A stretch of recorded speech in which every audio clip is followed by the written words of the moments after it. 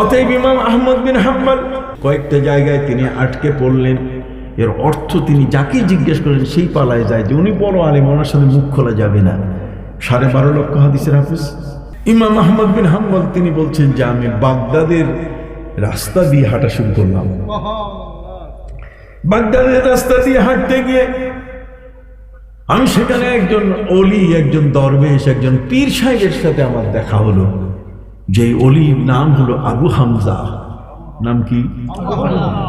আমি আবু হামজাকে দেখে আমার মনের মধ্যে কম্পন তৈরি হলো। আমি 12 লক্ষ হাদিসের হাফেজ, কিন্তু আমার মনে হলো তার কাছে আমার কোনো জ্ঞানই নাই। কথা বলুন, দেখেন এক এক জায়গায় গেলে মানুষের কিছু হাল তৈরি হয়। হাল বুঝেন, কিছু অবস্থা তৈরি হয়, যে অবস্থার মধ্যে সে নিজকে মনে করে যে আমার তো কোনো বুদ্ধি জ্ঞান সব শেষ হয়ে গেছে। আবু হামজার সামনে